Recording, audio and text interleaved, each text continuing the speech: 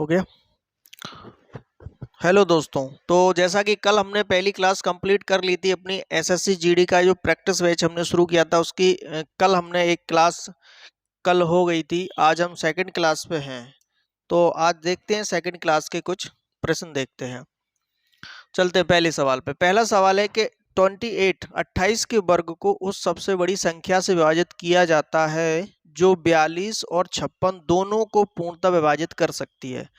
सवाल में ये कहा गया है कि ऐसी संख्या है जो 42 को और 56 को पूर्णतः विभाजित कर सकती है, तो उसका परिणाम क्या आएगा। 28 के वर्ग में हम उसका भाग देंगे तो हमें क्या परिणाम मिलेगा। तो 42 और 56 को काट सकने वाली सबसे बड़ी संख्या है 14। ये 14 से 42 3 बार विभाजित होगा और 56 4 बार। तो 14 ऐसी संख्या है जो 42 को और 56 को सबसे बड़ी संख्या कहा था। तो सबसे बड़ी संख्या 42 और 56 को विभाजित करने वाली 14 है, 14 वो संख्या है। अब उन्होंने कहा कि उसी संख्या से हम 28 के वर्ग को विभाजित करेंगे। तो 28 का वर्ग क्या होगा, 28 इंटू 28। इसको हमें 14 से विभाजित करना है। तो ये कितना होगा, 14 दूनी 28 और ये 28 का गुणा 2 में करेंगे तो क्या आएगा 56। तो पहला हमारा आंसर होगा। कौन सा आंसर हो गया हमारा, पहला 56। दूसरा हमारा सवाल है कि चार अभाज्य संख्याएं आरोही क्रम में व्यवस्थित हैं। प्रथम तीन संख्याओं का गुणनफल 225 है और अंतिम तीन संख्याओं का गुणनफल 1955 है। सबसे बड़ी अभाज्य संख्या क्या होगी। चार अभाज्य संख्याएं हमारी ए बी सी और डी, हमने ये चार अभाज्य संख्याएं मान ली। इसमें से उन्होंने कहा कि प्रथम तीन अभाज्य संख्याओं का जो गुणनफल है वो 255 है। ए इंटू बी इंटू सी, इनका जो गुणनफल है वो दिया है 255। इसके बाद उन्होंने कहा कि अंतिम तीन कौन होंगी, ये B C D, B into C into D, इसका गुणनफल 1955। इनका गुणनफल आया है 1955। तो सबसे हमें बड़ी पूछा है तो हम इन दोनों को डिवाइड कर देंगे। तो ऐसे ही बी से बी कैंसिल हो जाएगा, सी से सी कैंसिल हो जाएगा। सबसे छोटी हमने ए माना था और सबसे बड़ी डी माना हुआ था। तो यहाँ भी हम इन दोनों को डिवाइड करेंगे तो ये दोनों 5 से डिवाइड हो रहे हैं। 5 से हम इसको डिवाइड करेंगे तो ये होगा 5, 5 से 5 बार 25 और 5 से एक बार 5 हो गया। ये 5 से इसको करेंगे, 5 दिया 15, 4 बचा 45, 9 बार गया। इसके बाद हमने फिर 5 से किया तो एक बार हो गया। क्या ये अभी भी डिवाइड हो रहे हैं, तो एक बार और कर लेंगे। ये होगा 51 जो है वो 3 से भी विभाजित होगा और 17 से होगा। नीचे कौन सी संख्या है जो 3 से तो ये नहीं हो रही, क्योंकि ये 3 हो जाएगा, 9 हो जाएगा, एक बचेगा।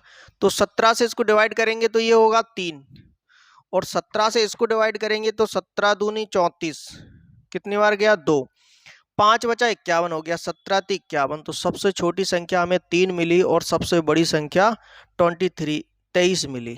23 हमारा आंसर हो गया। इसको एक बार और समझते हैं।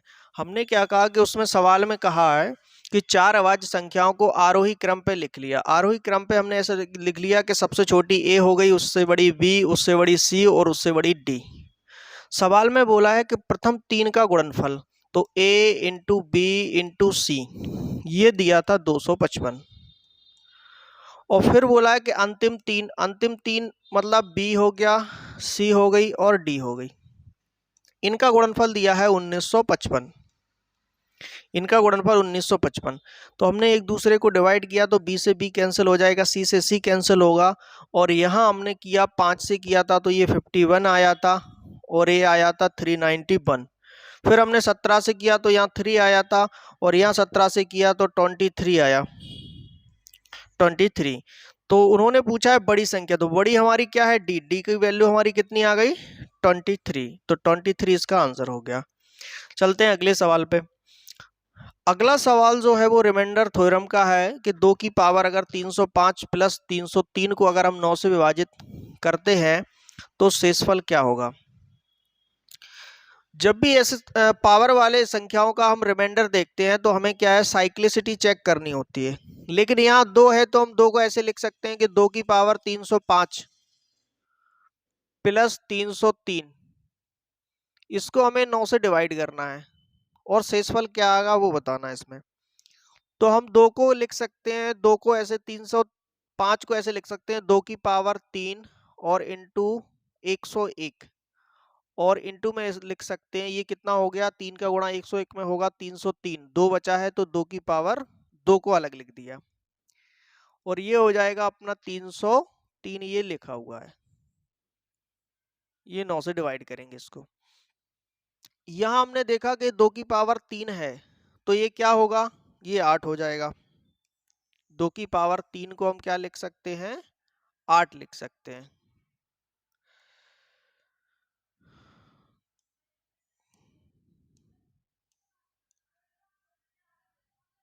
अच्छा ये उधर चला गया, ये हमारा सवाल आ गया।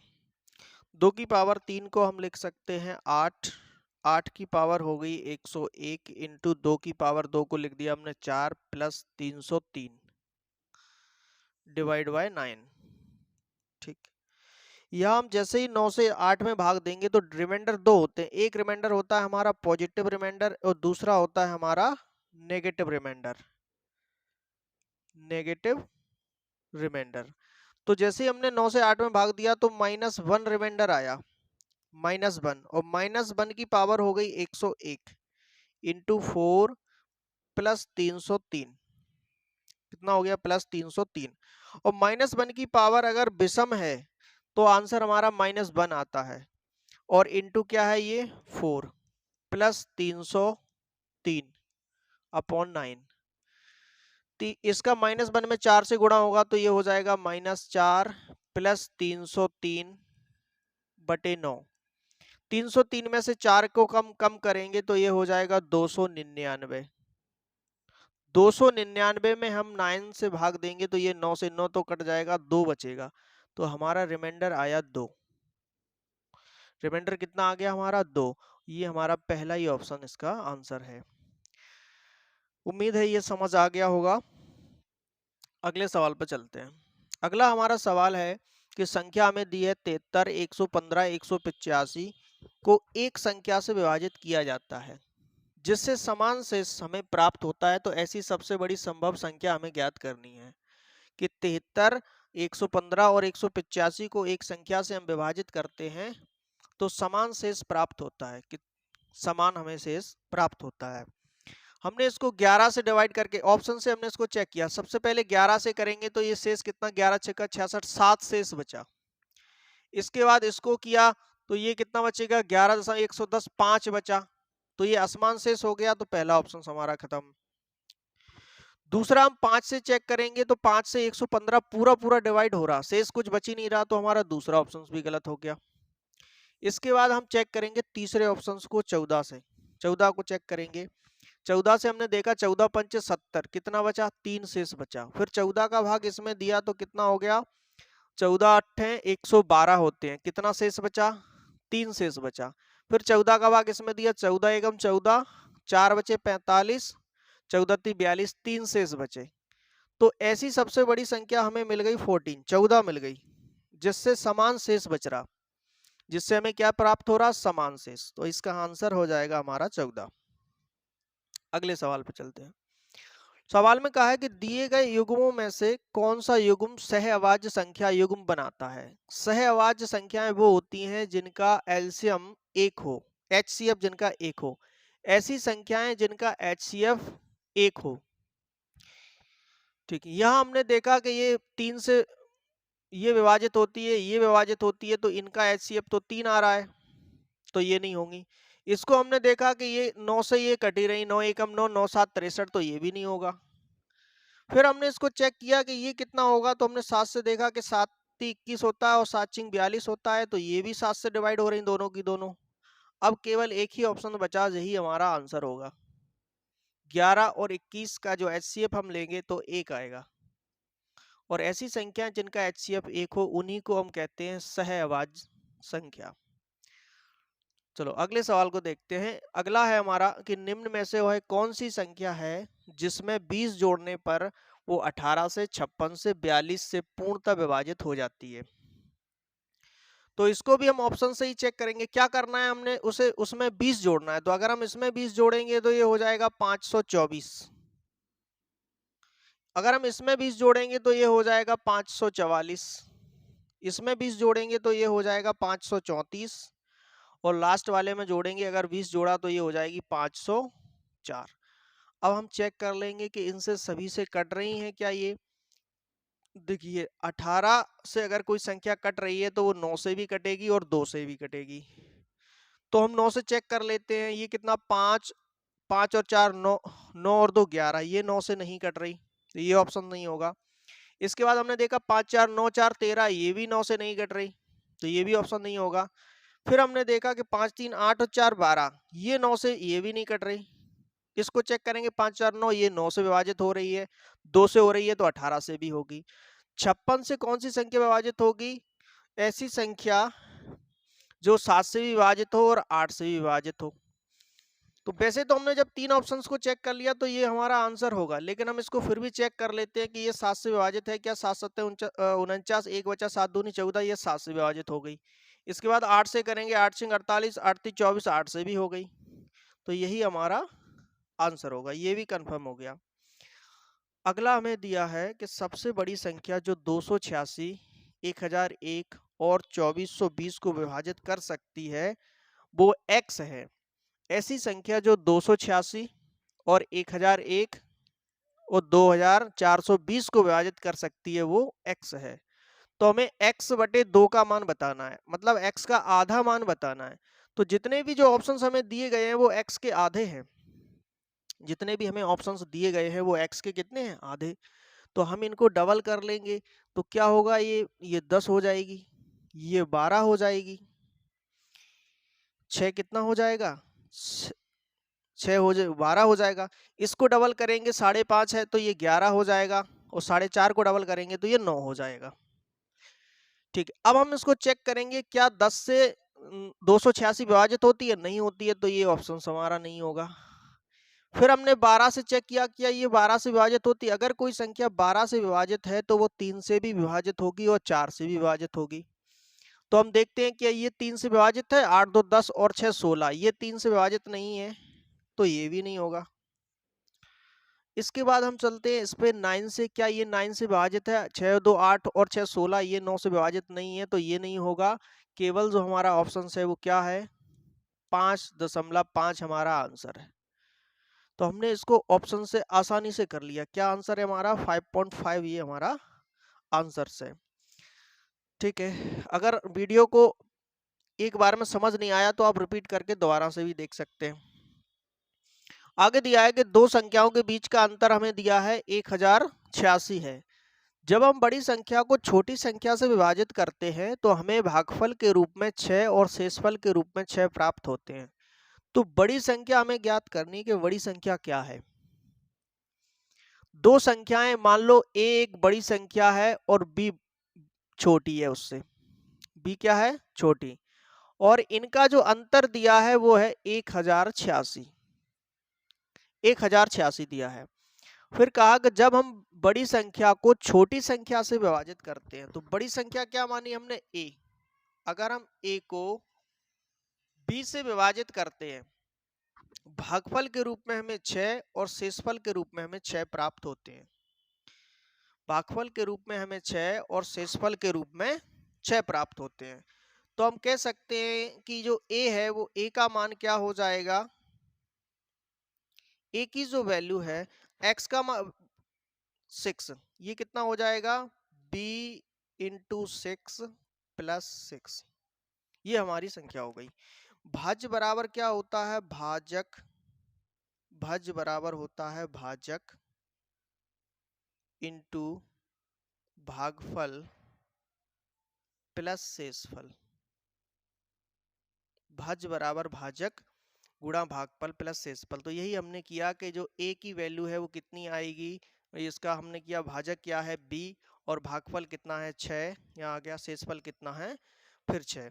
तो ये हमें संख्या मिल गई, a की वैल्यू हमें पता चल गया, a क्या है? b into 6 plus 6। तो हम a को यहाँ रख देंगे कि a का मान कितना आया हमारा? a की वैल्यू हमें मिली, इसको कह सकते हैं हम 6b प्लस 6, और ये हमारा b पहले से दिया हुआ है, इसका मान टोटल कितना दिया था? 1086। 1086।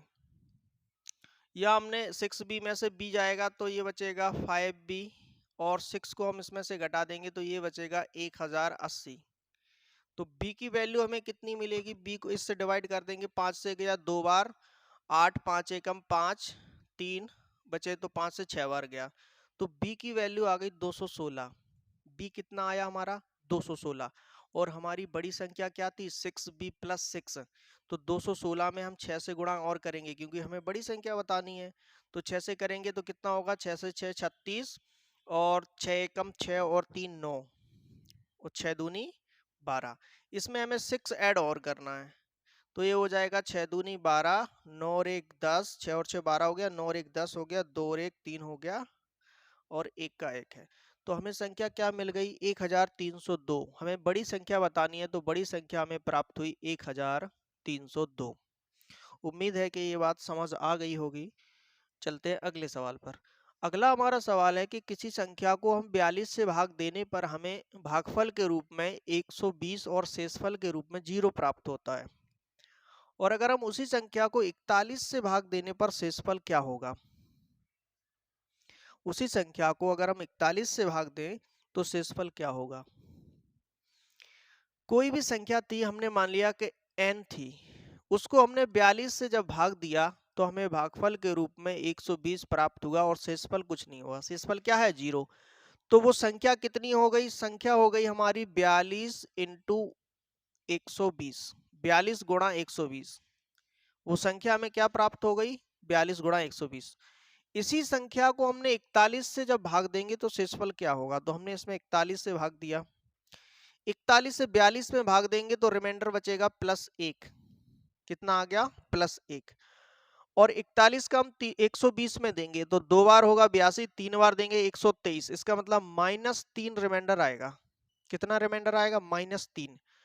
तो -3 और +3 का जब गुणा करेंगे तो -3 आएगा, और नीचे कितना है 41। जब हमें पता है कि जब भी रिमाइंडर हमारा माइनस में आता है तो हम उसको 41 में से एक बार और घटा देते हैं, उसको हम भाजक में से एक बार और माइनस कर देते हैं। 41 में से हम 3 को घटाएंगे तो 38 आएगा हमारा। कितना आएगा 38। 38 हमारा इसका आंसर, सी ऑप्शन इसका करेक्ट है। ठीक है, अगले सवाल पे चलते हैं। अगला सवाल हमारा दिया है, अगला हमारा सवाल है कि 1845 में कौन सी सबसे छोटी संख्या को जोड़ा जाना चाहिए ताकि यह 3 से 4 5 और 6 से विभाज्य हो जाए। कौन सी संख्या जोड़ी जाए, तो इसमें देखिए हम देख सकते हैं कि 5 से विभाजित अगर हमें करना है तो लास्ट में या तो 0 हो या 5 हो। 5 से केवल वही संख्याएं विभाजित होती हैं जिसके लास्ट में 0 हो या 5 हो। तो जब हम इसमें 15 जोड़ेंगे 1845 में, 1845 में हम 15 जोड़ेंगे तो ये आएगा 0, और ये हो जाएगा 6 8 1, कितना हो गया 1860। क्या हमें ऐसा करने पर, किस अन्य ऑप्शंस को करने पर ऐसा हमें हो रहा है क्या, हम देखते हैं ऐसा प्राप्त हो रहा है कि 1845 में जब हम 9 को जोड़ेंगे तो हमें ना तो 0, यहाँ कितना आ रहा है 4, ये ना 0 है ना 5 है, तो ये ऑप्शन गलत हो गया हमारा। 45 में हम 3 जोड़ेंगे 48, 48 5 से नहीं कटता तो ये भी नहीं होगा। इसके बाद 45 में हम 12 जोड़ेंगे तो ये हो जाएगा 57, 57 5 से नहीं कटता, तो इसमें केवल हमारा एकमात्र ऑप्शन है 15 जो कि सही है। 15 क्या है, ये हमारा सही है। इसको हम दोबारा से बताते हैं।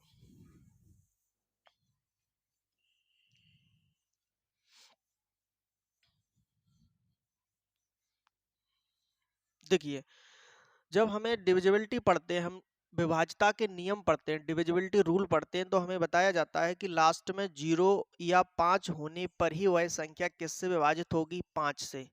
तो हमने इन ऑप्शंस को जोड़ के इसमें देखा कि हमें 0 और 5 किससे प्राप्त हुआ, तो हमें एकमात्र ऐसा ऑप्शन पहला मिला 15, जिससे हमें लास्ट में 0 मिला, तो यही हमारा उत्तर हो गया। ठीक है, उम्मीद है क्लास समझ आई होगी। अगर वीडियो अच्छी लगी हो तो लाइक शेयर एंड और सब्सक्राइब करें। Thank you. बंद करो।